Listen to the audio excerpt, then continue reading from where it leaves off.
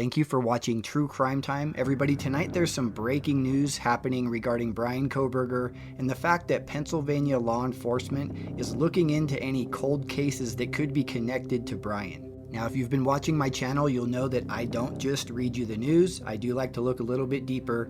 So tonight I do have another case to share with you that I want to know if you think it could be connected to Bryan Kohberger. This is actually a case that I was looking at back in January. I hadn't had a chance to post a video on it, but after hearing this recent news that they are still looking into cases in Pennsylvania, I thought it was a good time to talk about the case of Erma Kaylor, who was murdered 10 years ago in Lancaster, Pennsylvania.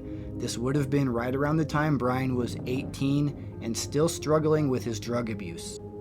Erma Kaylor lived in a one-bedroom, one-bathroom apartment at 235 West Vine Street in Lancaster, Pennsylvania. She had actually lived there for about half of her lifetime. She was 83 years old when she was murdered.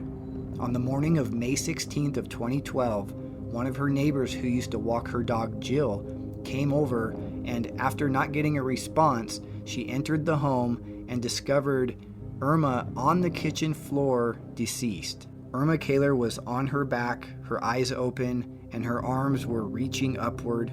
Her throat had been slashed and she had been stabbed numerous times. Investigators believe that she was attacked on her sofa in the middle of the night while she slept and then staggered into the kitchen. They had found a blood-stained sheet on the sofa and what appeared to be fresh bloodstains on the floor and bloody footprints leading to the kitchen.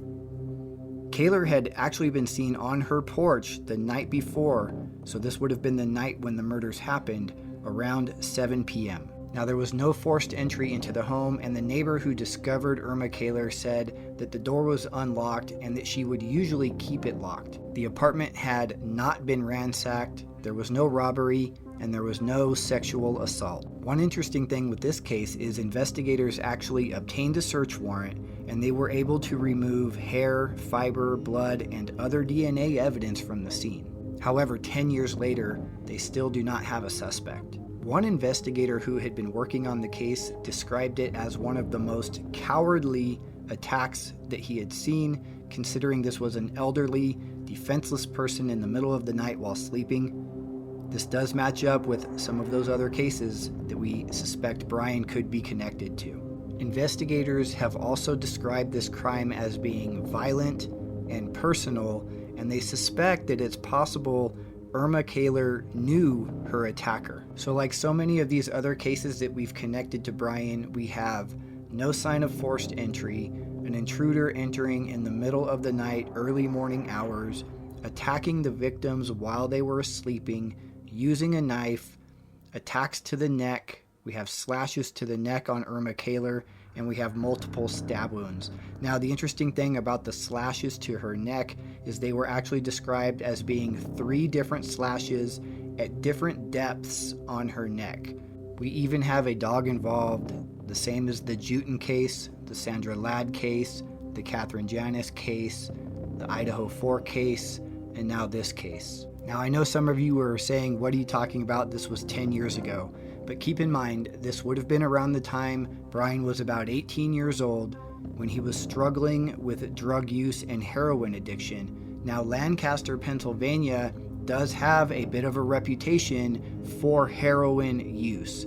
I do wonder if Bryan could have been visiting this area in search of drugs. Maybe he had even encountered Erma Kaylor at some point previously. Maybe he even knew her to the extent to where she would have invited him in if he were to have stopped by. But Lancaster, Pennsylvania had 146 people overdose in 2020, which is an increase from years prior, but they do have a problem with opiate and heroin use in this area. Now, I'm not implying that Erma Kaylor had any connection to any sort of drug use. What I'm saying is Bryan may have frequented that area and may have known some people in that area based off him visiting there.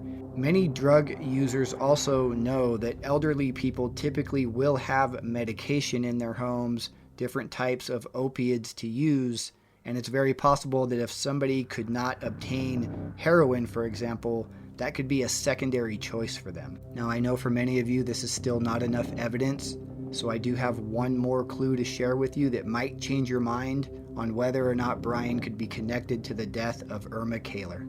In my past videos, I've discussed my theory about Bryan being vegan, and since we know that he's vegan, we can kind of narrow down the types of places that Bryan would visit or frequent or be interested in. And many of his victims, I believe he could have crossed paths while he was out and about, whether he was at a vegan restaurant, at a vegan grocery store, visiting a vegan-friendly city, or even going to a vegan-friendly function. And sure enough, if we look at this picture of Erma Kaylor and we pay close attention to the t-shirt that she's wearing, we can see here that this shirt says Boycott Veal.